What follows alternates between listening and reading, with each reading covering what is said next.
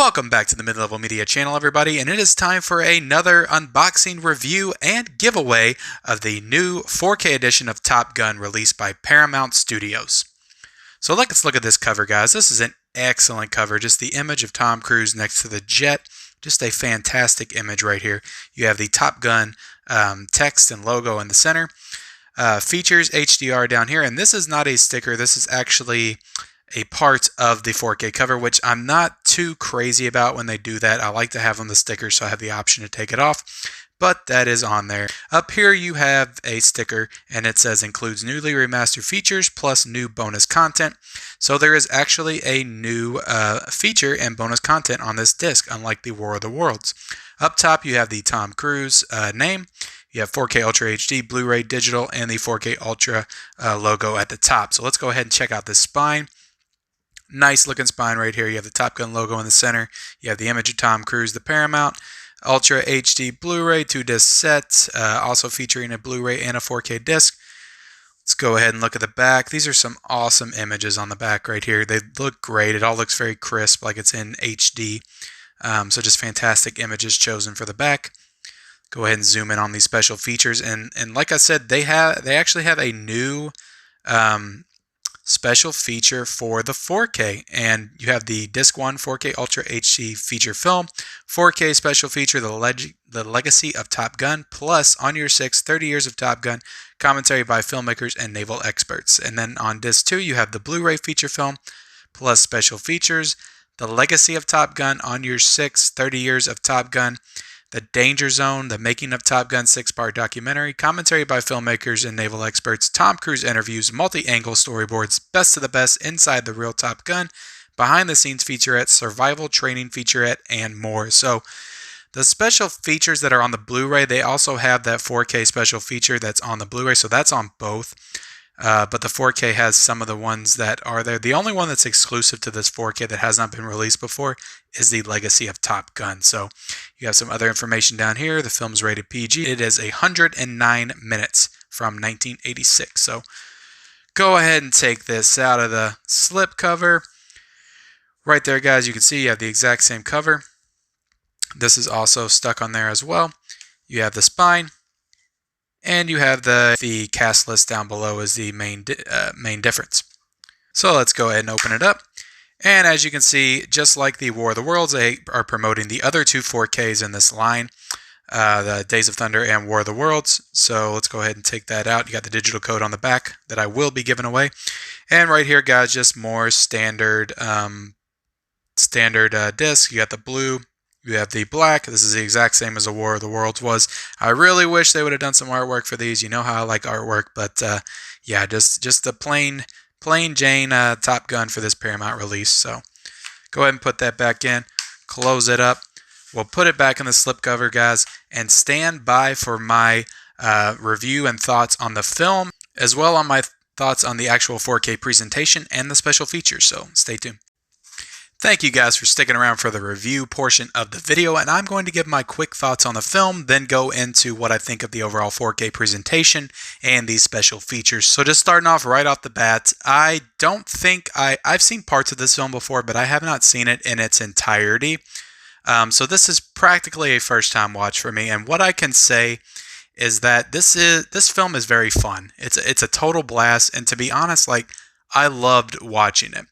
Is it cheesy? Yes, it does have that 80s cheese, that nostalgic feeling, retro feeling. So I can understand that if you did not grow up during this time, if you do not get nostalgic about 80s stuff, if it all just feels like the same old to you, I don't really see this movie being one that you are going to appreciate like many people did back when it was released in 1986. This film is directed by Tony Scott, which is Ridley Scott's brother, and he really does an excellent job here. The film is incredibly cinematic. How he films some of these aerial sequences and fighter jet sequences, he kind of pioneered the flight cinematography, and it just looks amazing. And it honestly looks like a lot of the films, because I feel like after this, you really started to see those kind of flight films come into effect and more flight sequences in movies. And I think that this film really kind of laid the groundwork for that. So in that respect, I mean, Tony Scott made a magnificent film, a beautiful film. It's shot wonderfully. The story is pretty basic, but it's, like I said, this is a very fun film. And it's really kind of amplified by all of these over the top, just really charming, charismatic performances. Tom Cruise is Tom Cruise in this movie. He's who he has always been. And he to me, like, when it's hard for me to buy into Tom Cruise, the actor, as in playing a character, because whenever I'm watching Tom Cruise on screen, very few performances, I'm always just seeing Tom Cruise. I'm seeing Tom Cruise the person, because in life he is such a character, and on screen he is such a character. He's great as Maverick. It's an iconic role, and this is probably, I would say, outside of Mission Impossible, this has got to be his most iconic film and performance in his filmography, if not the most. If certain people of a certain age certainly hold this film up beyond the Mission Impossible films, but that might change when Top Gun Maverick comes out later this year. But yeah, it's a very fun film. It's a total blast to watch. Val Kilmer in this movie, he's chewing the scenery. He's great as kind of the antagonist to Tom Cruise. He's kind of his rival in the film as Iceman. You got his partner Goose, played by Anthony Edwards.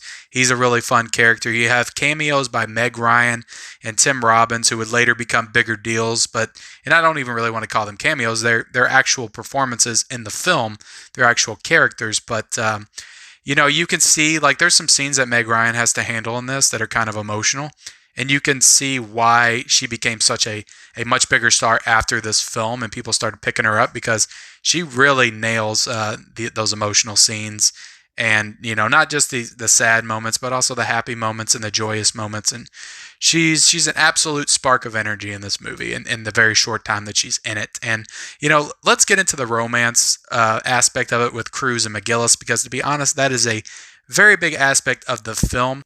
When you're watching it, it feels a bit rushed. Like, everything happens very quickly. And I would have liked to have seen just a little bit more push and pull between them, a little bit more banter back and forth. And then you got the cheesy, music with "Take My Breath Away" playing every time they're in the same room together, and as they're building up to the big scene where they finally make love. But it's it's very cheesy, the way they play the music and everything, but the romance actually works, and it works because Cruise and McGillis have such great chemistry together on screen.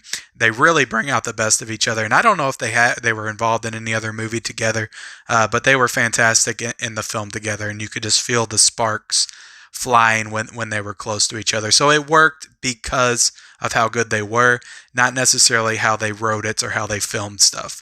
But yeah, speaking of the music, this has got to be one of the most iconic soundtracks to any movie. Just Kenny Loggins' song "Danger Zone" alone is probably, in my opinion, maybe the greatest song from a movie of all time. Just the greatest original song. I mean, I knew what Danger Zone was long before I saw Top Gun, but it was always in my mind tied to the film Top Gun. So, and it's just such a good song. I listen to it all the time still. But my one big issue with the film is, and this is a spoiler, so if you don't want to be spoiled, go ahead and move forward probably about a minute. But it's the character of Anthony Edwards, Goose, he dies about an hour, 10 minutes into the film, and I really didn't like the way they handled that death, because they don't really make it about the tragedy of that character dying. They make it more about just an obstacle for Tom Cruise's Maverick to overcome in the film. And that's, to me, I would have liked to have seen just a little bit more reverence for that character, and maybe not have just made it all about Tom Cruise. He has a really nice scene with Meg Ryan, where they're both acting as good as they possibly can. And it's actually an emotional scene. I got some goosebumps in the scene. But yeah, it feels very much like it's not about, like, you don't feel sad for Goose dying. You feel more sad for Tom Cruise and how he's going to overcome in this situation and get back on his feet after Goose dying. And I don't know, that just kind of rubbed me the wrong way. But overall, guys, like, as a film, as a movie, I really enjoyed this. It's going to be one that I return to, and I'm actually now really looking forward to Top Gun Maverick, because I think they could go in a lot of interesting places with the sequel. So let's go ahead and get into the 4K aspects of the film. I can't talk about 4K like some people can, but the movie looks great. There's a little grainy quality to it here and there, but to be honest, this movie looked better than War of the Worlds did, which is crazy because this movie was made 20 years before. But I think that's just a testament to how, and not saying anything about Steven Spielberg, but how good Tony Scott was with his filmmaking and cinematography and all that. I think it was just designed to look good in this format, and it looks fantastic. I also watched a little bit of the Blu-ray. There's some more graininess to the close-up shots and stuff like that, but overall the Blu-ray looks really good too. Yeah, and the sound, guys, the sound is freaking incredible. Definitely get this. If you got surround sound, it's totally worth it. But the planes zipping by, there's a lot of aerial sequences in this movie where planes flying by you, they're shooting rockets, and just the sound is incredible. The special features, I watched a couple of them, and I watched The Legacy of Top Gun. It's a nice little 6-minute featurette, a little segment, and it has a lot of the cast and crew of the upcoming Top Gun Maverick film, which is cool. And I actually didn't know John Hamm was supposed to be in the film, and he's in the little featurette, so that's pretty cool. And then you got Tom Cruise and Jerry Bruckheimer kind of reflecting back on the old film and talking about why they're making the new one.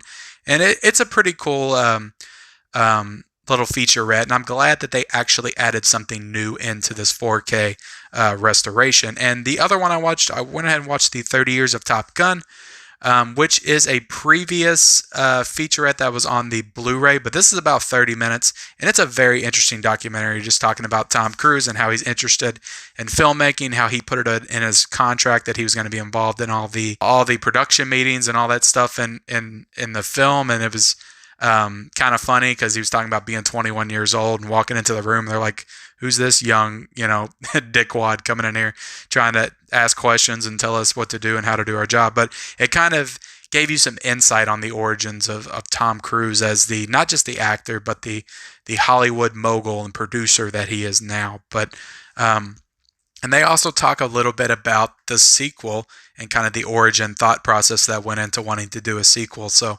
that is cool. So I really like those special features that I'll watch, guys. But overall, as a 4K package, I give the movie itself, as a movie, I give it an 8.5 out of 10. As a 4K package deal, I would give this a 9 out of 10. I definitely recommend this film to definitely people that are fans of the film Top Gun. But even if you haven't seen this movie before and you just like great, really entertaining, really awesome. I liked it a lot, and I definitely recommend buying it if you haven't purchased it. There's also a Blu-ray format that came out, and I definitely recommend the 4K over the Blu-ray. It just looks fantastic, especially if you have a good a TV and system set up to watch it in that format. But that's all I have for the review, guys. Let's go ahead and talk about the giveaway. So what I'm going to need you guys to do is go ahead and like this video, go ahead and comment down below your thoughts on Top Gun, and be a subscriber of the Mid-Level channel. And this contest is going to run through this Tuesday night at 8 p.m. Eastern Standard Time. At that point, the contest will be over. I will look through the comments to pick a winner at random. And if you can, it would help me out if you leave your Instagram, Twitter handle, Facebook, anything like that, so I can contact you a little easier than just replying to your comment, which I will also reply to your comment as well. So I appreciate everything, guys. I appreciate you guys watching this video. Go ahead, subscribe, like, and comment, and we'll see you next time.